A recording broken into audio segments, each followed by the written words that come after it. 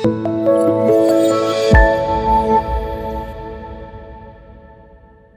and welcome to A Film I Love with the Cambridge Film Trust. I'm Jenny, I'm one of the trustees from the Cambridge Film Trust, and it's my absolute pleasure to welcome the film editor of the Radio Times and host of Plastic FM's Saturday Night at the Movies, Andrew Collins. Hello, Andrew. Hello. I feel we may have met before, but that's we may have in the distant past. The film you've chosen, Carry On Screaming. Yeah. I'm a big fan of the Carry On films. How many? 30 something in total?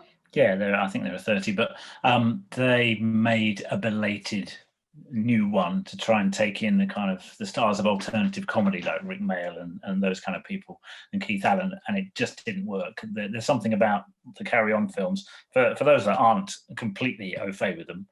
I mean, there are 30 of them, as you say, and they began in the 1950s, in black and white, and then started to take on colour and became more and more elaborate, but not elaborate in the sense of having more complicated jokes in, just by looking better. Basically, they benefited well from not having much money and knowing the best way to use the money they had to make what they were doing look good, because they did spoofs.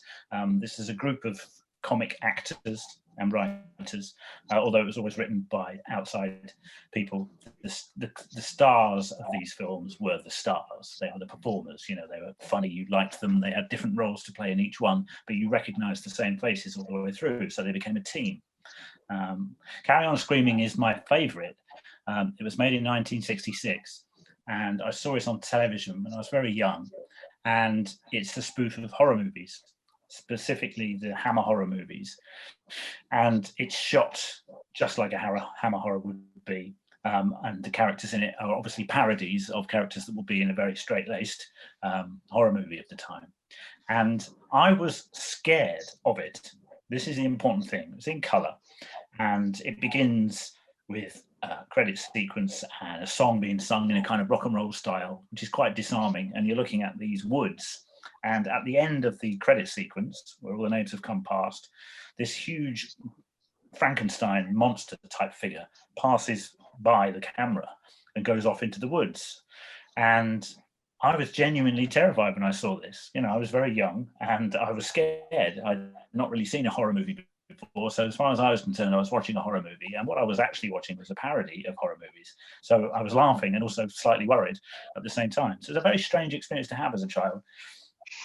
I loved horror films, but had never seen any. And there's pictorial evidence of me as a little boy on Christmas Day with this huge hardback book called Horror Movies. It was by Dennis Gifford, and it was full of pictures and stills from these old films going back to the very beginning of silent movies.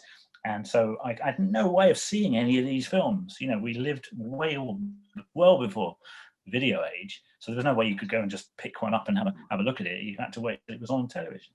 So I was so grateful for this film. It made me laugh. I was slightly confused by it. I wanted to see it again straight away, which I obviously couldn't do. And I now realize, having taken a step back, that there is some real genuine treasure in these films. They were quite smutty. The jokes were smutty. There was not really nudity, but there was sort of implied nudity and women having their bottoms smacked by lecherous old men. So there's a lot of it which doesn't really stand up that well. But some of these spoofs they made, which is what I'm really interested in, is the parody. They were beautifully done. And even though there are jokes in it, all of the locations they use are exactly the kind that you would have had in a Hammer horror film. And it was perfect. It was a perfect film for me. I didn't see it probably for the next sort of 3 or 4 or 5 years, because films weren't on that often then, and there was no video. So you saw this one at home? Sorry, or you didn't go to the cinema to see it? You watched it? I was too young to go to the cinema. I probably wouldn't have been allowed in. It would have been, I guess it was an A certificate. Either way, it wasn't something I was going to go and see. But I remember the Radio Times having this picture of one of these hulking Frankenstein's monster type figures, and being slightly scared of that. I obviously liked being scared because I loved this book of horror films that I had, and saw things in there which made me scared even to look at them on the page. So it kind of gave me my love of horror movies. And Carry On Screaming stands up as a brilliant piece of relatively low budget British filmmaking. You'd have most of these films be written by the same bloke, Talbot Rothwell, and usually directed by Gerald Thomas and produced by Peter Rogers. So you see these names come up, and it's not that unusual. There are films, series in way back into the early days of cinema, and there are now. We've had things like the Scary Movie franchise, which is just basically a load of parodies thrown together, and they're very successful, very popular. They're easy sort of snack filmmaking. And I'm now, as the years pass, becoming more convinced that Carry On Screaming is a genuine work of art. This is only time can bestow that upon it. When it comes to where it sits with the other Carry On films on the cast, the ensemble cast front, it doesn't have all the core cast members. No. But maybe you could talk a bit about the recurring cast members who do feature in this one. Yeah, I mean, what makes it so attractive, and did and still does, is that you'll get the same cast by and large. So Sidney James is usually in, Barbara Windsor, who we lost recently, and you could see the outpouring of kind of love and grief that Barbara Windsor had gone, because she became genuinely iconic. It's a word that's overused. But they did parodies of so many different genres, spying. Carry On Cleo is a brilliant looking film, because what had happened is they were making Cleopatra with Elizabeth Taylor and Richard Burton, and she fell ill. I think she had a tracheotomy, and they had to completely end production in Pinewood, where they built all these huge sets for Cleopatra. And she was so ill, they couldn't carry on. They had to just stop. And the people who make the Carry On films said, well, can we have your sets, please? And they said, well, of course you can, we're going to get rid of them. So that's why the whole film looks as good as Cleopatra, almost, and is a brilliant piece of work. And so I think when they get into these genres, the writing, particularly by Talbot Rothwell, is really sharp, really funny, silly. So if you're young, you can enjoy it. And I was too young to get a lot of the jokes in there, and now I get them all, and I think that's great. And now they become also time capsules because of the time they were made, which in the glory years of the Carry-Ons would have been the 60s into the early 70s. They got a bit smutty. They're smutty anyway, but they kind of got away with not quite nudity, but certainly implied nudity. And that was kind of awkward, but I was too young really to appreciate that. So luckily, I just enjoyed the jokes and the slapstick. So there's so much to enjoy from these, and it doesn't mean that every single one of the Carry On films is good, but there's just stuff that I could sit down now and genuinely laugh at once again, because the character players are so good in it. Barbara Windsor it feels like she was in all of them. She wasn't. She was only in 9. Sid James also is a kind of iconic figure of this kind of lecherous old man who we all let get away with it. And, I still love them, but it isn't a kind of ironic love. It's not a kind of nostalgic love. It's a real genuine appreciation now, which I think only time can tell really with these things.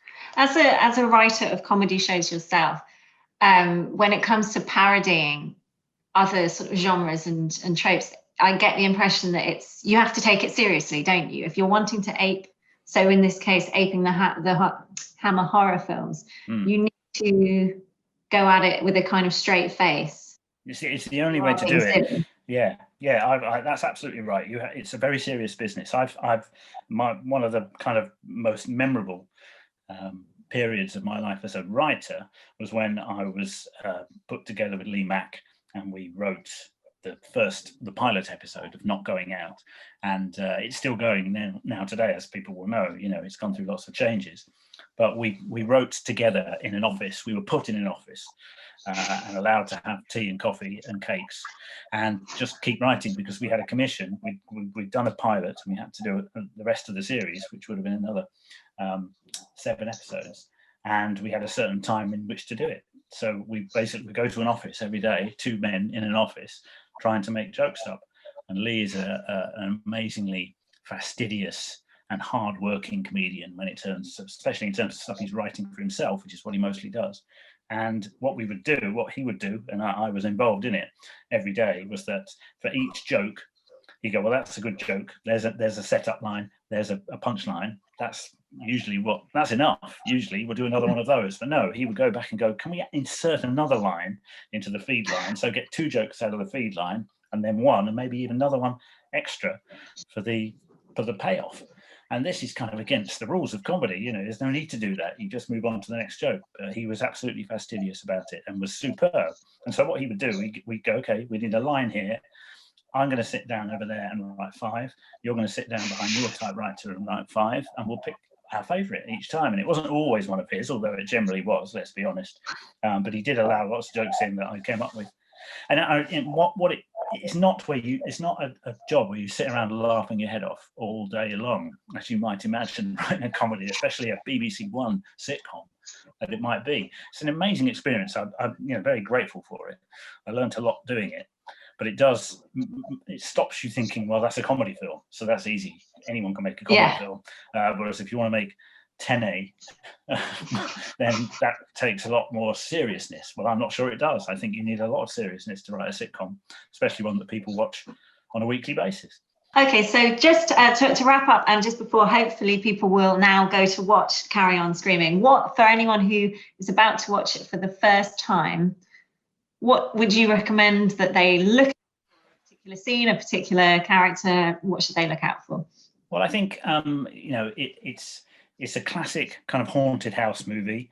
As I say, almost you could, if you turn the sound down or took away some of the gags, you could just treat it as a real horror movie.